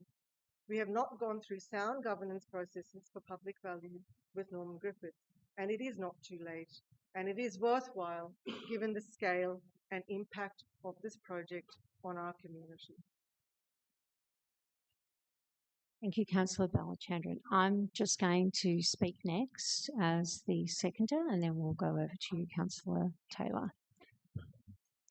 I do not believe Council should make any further decisions on Norman Griffiths Oval until it has properly paused, reassessed the project, tested the alternatives, and satisfied itself that any further commitment of public money is justified. What concerns me is not just the final number, it's the scale of the escalation. A project first presented at around 3.1 million, then 3.3, then 4.3, then 4.77, then 5.1, then 6.9, then 12.4, and now estimated at 20.2, raises a very serious question. Were the original figures ever realistic, or were they material underestimated from the beginning? With the project moving from initial estimate of around 3.1 million to 3.3 million to a figure now estimated at 20.2 million, it is difficult to avoid the conclusion that the earlier figures were significantly underestimated. This is not a minor budget variation, it is a fundamental change in the scale, cost and risk profile of the project. Importantly, there is no guarantee that the costs will stop at 20.2 million without updated risk assessment, independent advice and proper assurance. Council cannot be confident that this is the final figure. The public also deserve to understand how we got here. I acknowledge that some information remains subject to legal privilege and Council may not be able to disclose every detail at this stage. But that does not remove our obligation to provide as much transparency as possible, ensure the next decision is properly tested. In fairness, the football clubs and sporting community would not have known the finer details of the design changes, cost assumption, legal issues or project risk. They have understandably advocated for a facility they were told would meet their needs. The responsibility for proper due diligence, financial oversight and transparent decision-making sits with Council. Council has today received advice from the Office of Local Government that it does not require a capital expenditure review to be undertaken for the Norman Griffiths Oval project. However, that does not mean the OLG has said there is nothing further to address. Rather, the OLG has requested a specific letter setting out how Council has addressed, through its assurance and review process, the requirement of sections 10 and 11 of the Capital Expenditure Review Guidelines. If Council's supporting assurance material has not addressed those guidelines, the OLG has requested an explanation of the practical utility of addressing or not addressing those requirements.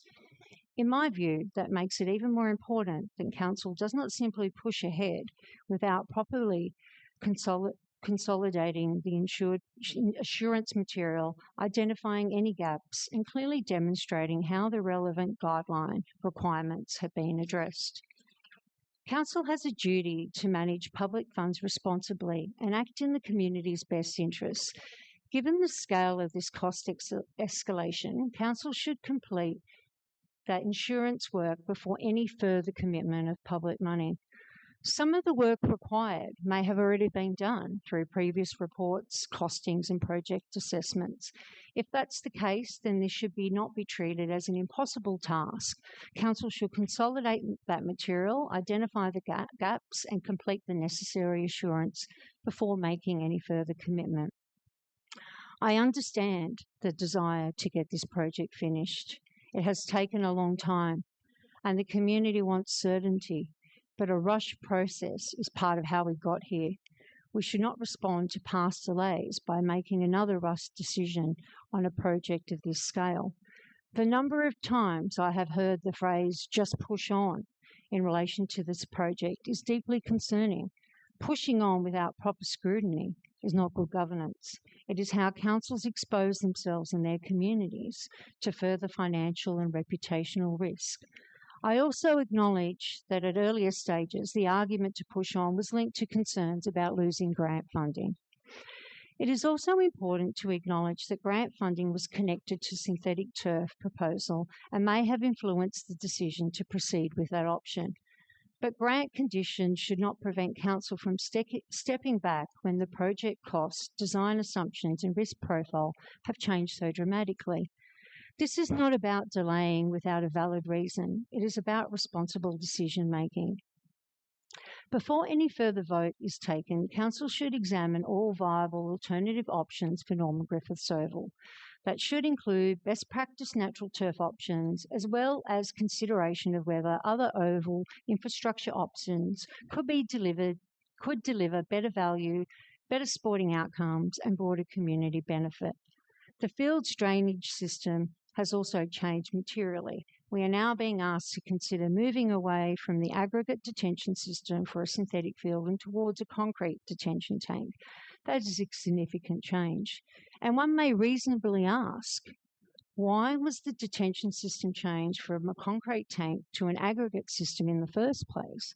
And why are we now being asked to move it back again? That question goes directly to the adequacy of the original design, the advice relied on, the costings presented to Council, and the risk controls around this project. Council should not compare options on outdated assumptions given the history of this project. Council cannot simply rely on the same industry assumptions that have contributed to this situation. We need genuinely independent, updated and comparative advice, including from best practice natural turf specialists, before any further decision is made. If natural turf is to be properly and fairly assessed, Council needs updated advice and quotes from best practice natural turf specialists. We need to understand what modern natural turf design options are available, what is most economical, and what is genuinely viable for this site. Council also needs advice on whether a detention system or biofiltration basin will be required for a natural turf option and what the real cost implications would be. City Water should also be asked to advise whether the sewerage upgrade becomes more complex with a concrete detention tank. Quotes should be sought for the sewerage upgrade under both the synthetic and natural turf options so councillors in the community can understand the true cost comparison. Any comparison between synthetic and best practice natural turf must consider more than construction costs alone. It must take into account social impacts, community access, environmental risks, stormwater, heat, microplastics, maintenance, life cycle costs, and impact on nearby natural areas. This project is now far beyond what was originally presented to Council and the community. The prudent course is to pause, properly test the alternatives, obtain updated expert advice, complete the insurance work requested by the OLG, and then bring a fully informed report back to Council. For those reasons, I believe Council should not make any further decision on Norman Griffiths Oval until that work has been completed. Councillor Alec Taylor.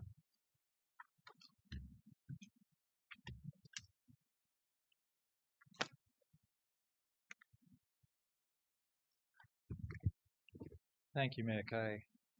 I will be voting with my conscience tonight for this amendment. Though natural turf would result in far lower capacity and availability of the field for the community. From my perspective, there is a fundamental reason to install natural turf at Norman Griffiths and indeed everywhere, and that reason is simply the migration of plastic and its insidious effect on the natural environment. Plastic is a debilitating burden on the natural environment across the planet.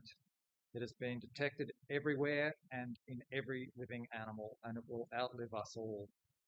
It is a scourge, and we should do all we can to limit its production, including changing our clothing, our food packaging, our road treatments, and all other sources of plastic in our society.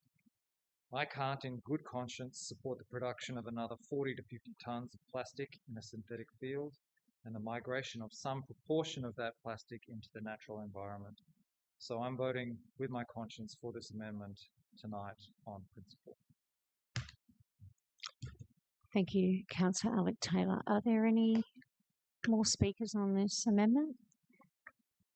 Deputy Mayor Martin Smith. Or any questions? Yeah, no, I actually have got a couple of questions before I speak to it. So Councillor Balachandran has put this forward that there'd be information coming back to the council by October. Is that right? So October goes, come up to Christmas, November, December. So we're then in 2027 land. it comes back to council. Maybe I could get some advice from the staff. If we were to support this amendment, would we be likely even doing anything in 2027, or are we in 2028, or are we going to be in 2030, or I don't know. There's a lot to it. I'm going to go to the General Manager first, if you'd like to answer that. And otherwise, Director Drew Watson, add on. Thank you, Madam Mayor. So the amendment requires various studies, etc. The latest date of those returning to council in October 2026. So if council made a decision at that point to, let's for argument's sake, say natural turf, then the design process would need to resume for natural turf rather than synthetic. The review of environmental factors. So that would realistically take us into 2027 for when a design was finished and you could go to tender. So probably realistically first quarter of 2027 for tendering for the work. So 2027, then we sit down and we get that, then we're talking June, then we're talking, it just keeps on pushing on. Thank you. I will be speaking against this. For the last 12 months to 18 months, and I'm not sure what other councillors have been doing or not doing, but I've been sitting on meetings, been looking at what went wrong with the process, what it looked like, what needed to be done moving forward. We've had specialists coming in, and then to put this up after we've done all that, I'm not quite sure whether or not people were paying attention. But in any case, if it was an idealistic world, we've actually got the people here from football here this evening that would all prefer to play on natural turf. But the way it's going in Ku-ring-gai at the moment with the planning we're getting on, they won't even get a chance to have a run on it, let alone we take one of the ovals out for another 12 months. I think one of the biggest problems is that councils have throughout Australia, not just New South Wales, is they sit on their hands. There's always an excuse to stop. There's always a reason to not move forward. Sure, there's been some points made here tonight. I was on that council where we looked at going forward on $3.2 million. It went over budget. We are where we are. We've got to learn to pivot. We've got to learn to move to the community. We can't sit back and be idealistic that, you know, we don't agree with plastics, we don't agree with this, we don't agree with that, when we're living in the modern world that we have to actually keep up with and provide something for our people that pay rates in Ku-ring-gai, not sitting on, you know, rocks at the moment. In this particular council at the moment with this amendment, I just want to be noted that this is basically what we're saying to the community. That's okay. We're not ready to make a decision. We've been told everything for the last 12, 18 months where it's all gone wrong, what can be looked at in the future and moving forward. But you know what? We'll sit there for another 6 to 12 months. That's what gives councils bad names. I think everybody here tonight has had enough time to review the process. I certainly have. We've had people look at it. I've even, the question Councillor Balachandran is actually referring to is the decision that questions I asked in regards to how it was spent, where it went wrong, because at the end of the day, the council is sitting here with this in its hands. We can't just sit on it and do nothing. We've got to move forward. We knew it was the right decision back then. We just don't like the cost now. So if we're moving forward with the cost, we've got an understanding, and I believe that everybody in this room here this evening has a better understanding on what the impacts are on the cost and what the impacts are on the community. Other than that, supporting this is basically a position of saying, that's okay, we're in council, let's sit on our hands, it's just easier to do that. I wasn't elected to do that, and I hope others won't either. Thank you, Councillor Smith. Councillor Sam Nye. Thank you, Madam Mayor. I'm going to speak against this alternate motion. But first of all, I'd like to commend Councillor Balachandran for proposing this, because I think as part of a healthy democracy, it is good and healthy that we have different councillors, different points of view, trying different things. She has brought a lot of, I guess, reinvigoration to the council over the last 2 years, and I encourage her to continue further. But having said that, I do have concerns about this alternate motion.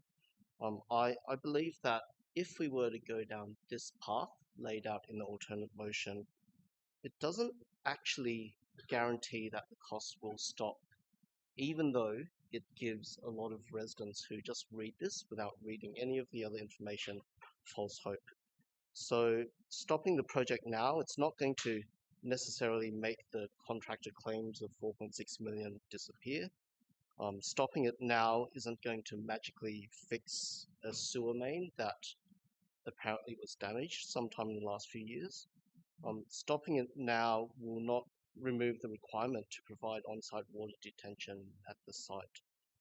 So look, if we stop the project now, go back to the drawing board, potentially do different things, we may even end up spending most of this anyway, if not more, because of inflation. Now, the other thing is, and as Councillor Smith has already pointed out, we already had a go at looking at the costs carefully, what went wrong, what everything adds up to, both synthetic and natural, last year. So we already did this last year.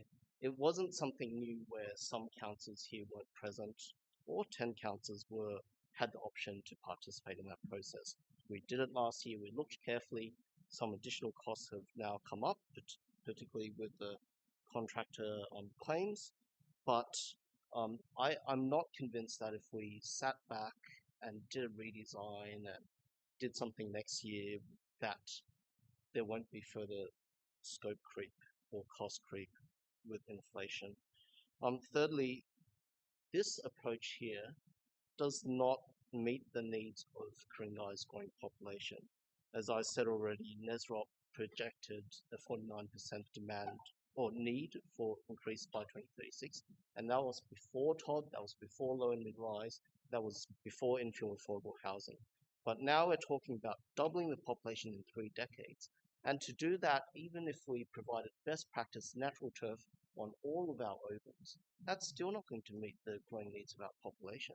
So I think it's strategic, where we can find good locations such as Normal Griffiths with adequate parking, with lots of other recreational needs around, swimming pool, dog ovals, recreational walking, all sorts of things are provided for in that area, and it would be a fantastic strategic location to provide for a lot more players, 2,000 plus per week.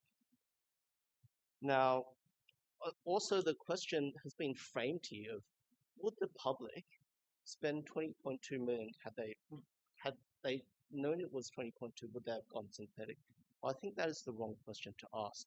I think the right question to ask is, should the solution be synthetic versus natural? And if we had decided a few years ago that it should be synthetic, the right question at that point wasn't synthetic versus natural, it was who would build it out?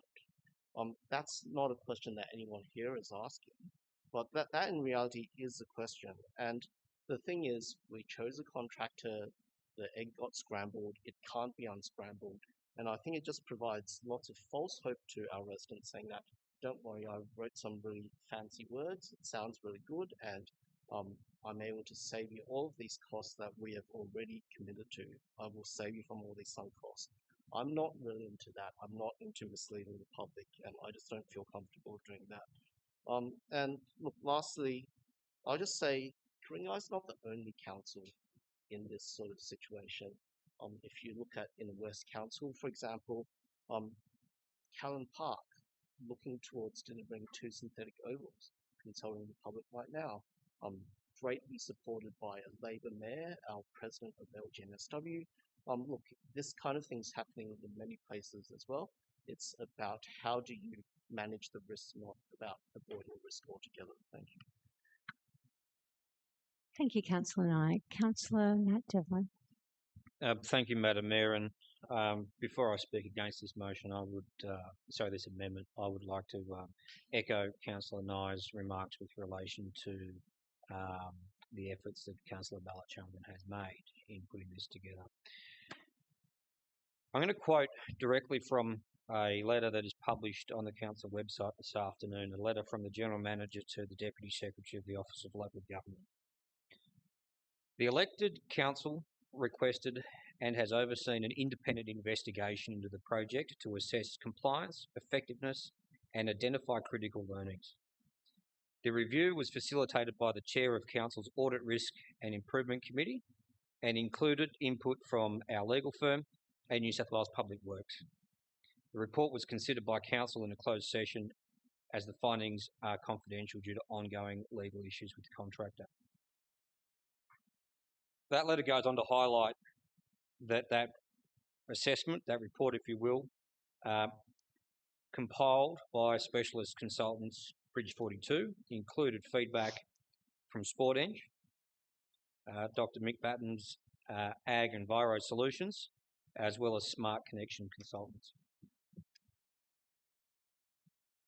My frustration with this is that after the community sought to see change down on this oval, the concept commencing discussion in 2016, it took 5 years to get to the point where council made a deliberation to proceed.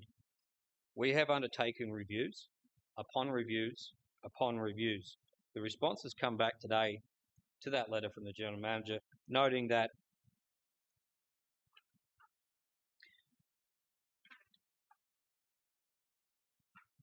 and I quote Mr. Whitworth, PSM, the Deputy Secretary of the Department, the Office of Local Government. I agree there is no value in commencing a new capital expenditure review.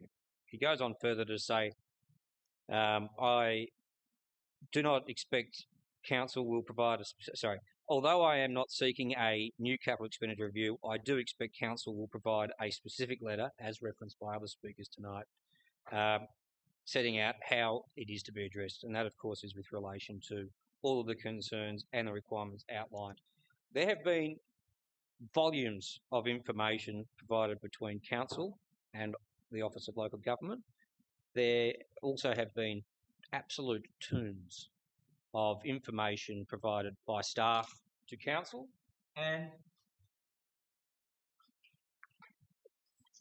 and from the community.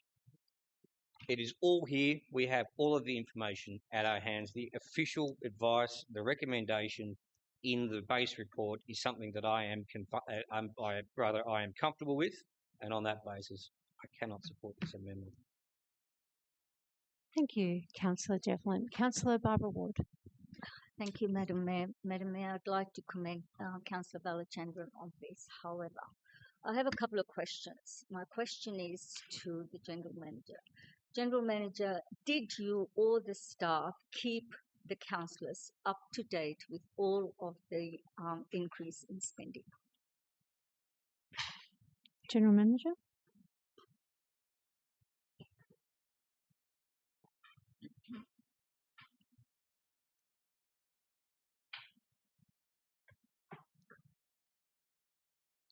Thank you, Madam Mayor. And Councillor Ward, the additional information requested and published, I think, establishes the exact points that councillors were informed of budget increases. Thank you. Yes, I am aware of that. I just wanted to make sure. So all of the councillors here were advised and were well aware of the cost. It seems to me today, from talking to this, we have now having a debate whether it should be synthetic or grass. My view was that we were going to try and talk about what we're going to do with this bill. We've also had many reviews.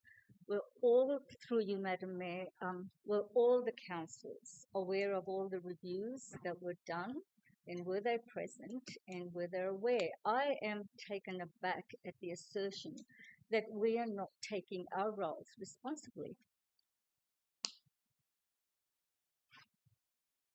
Were we aware? Yeah, the reviews. Madam Mayor, I don't have the information at hand as to whether each councillor was present at every meeting. But we were given reports on these? Through you, Madam Mayor. Reviews? Yes, there have been reports, yes. So all of the amounts, today we're talking about $12 million blowout. and maybe it will cost us more than $20 million to finish the project. Whether it's grass or whether it's synthetic, it doesn't matter. It's still going to cost us money. So at each point, each councillors were aware of it. We all approved it. So today we're having a conversation about the monies that's been spent when we all actually were part of this ongoing project. So the question I have to the General Manager through you, Madam Mayor, is how confident are we that this project will be 20 million? That's it, or whether it's grass or it's synthetic. Thank you, Madam Mayor. Well, so these estimates are done for synthetic, not natural turf. And the report does identify, like all estimates, there's no guarantees. So the estimates are from a quantity surveyor with additional amounts added for contingencies and market risk. But there are no guarantees. It all depends on when we go to tender, what the market returns. Depends on what happens to the economy. So no one is guaranteed the price, but it was the best estimate at the time. Just a last question through you, Madam Mayor. I am a little bit concerned about the assertion that's being made out there. So the thing that I'd like to get clarification on, a lot of the things that the reason for the blowout hasn't been that it started on the wrong foot. Isn't that also that there's been a number of other issues in relation to like environment, the rain, the people who were doing? Wasn't there a lot of other issues that actually contributed to where we are today?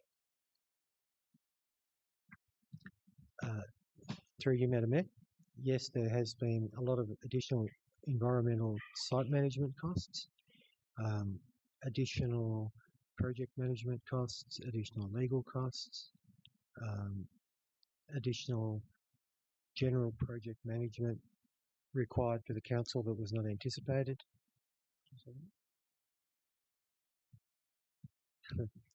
Sorry, I was hoping the director would give me a little bit more information there. So, yeah, does that answer your question, Councillor? Yes, it does. Madam Mayor, I'd just like it noted that as a councillor, I do take my role and my responsibility quite seriously. And the assertion that we have all, or I have done something and didn't take notice of what has happened there is quite false. Thank you, Councillor Ward. Are there any other speakers on this amendment? If that's the case, I will put the amendment to the vote. All those in favour? Councillor Taylor, Councillor Balachandran, Councillor Pettit, Councillor Spencer, Councillor Kay. Those against? Councillor Smith, Councillor Wheatley, Councillor Devlin, Councillor Ward, Councillor Nye. The vote being 5-5, so 5 for and 5 against, I will exercise my casting vote for this amendment. Now, the amendment will now become the motion. I will give Councillor Devlin, because you were the original mover, if you wanted to wrap up or sum up, just remember you can't add any new information. Madam Mayor, thank you for that. Given that I spoke against the amendment becoming the motion, it would be very difficult to sum up, so I'll leave my parting words to the community. Thank you, Councillor Devlin. Okay, so now that the amendment has become the motion, I will put GB1 to the vote. All those in favour? Councillor Taylor, Councillor Balachandran, Councillor Pettit, Councillor Spencer, Councillor Kay. The vote being equal, I will exercise my casting vote for this amendment, for this motion. Madam Mayor. Oh, sorry, against. Sorry, I'm not. Oh, sorry. We'll go again. I think I was ahead of myself there. Okay, so that was 5-4 and against. Smith, Councillor Smith, Councillor Wheatley, Councillor Devlin, Councillor Ward, Councillor Nye. Now, the votes being 5-4, 5 against, I will exercise my casting vote for the motion. So that is carried. Okay. Now, that's sort of the end of our business, so we will move to business without notice. Is there any business without notice subject to clause 9.3 of the Code of Meeting Practice, which There doesn't seem to be. So the conclusion of the meeting. So there being no further business, I'd like to thank councillors and staff. I'd like to also thank members of the public for their attendance. The webcast of this meeting will be available on the council website and minutes will be published within the next 2 working days. I declare the meeting closed at 8:20. Thank you.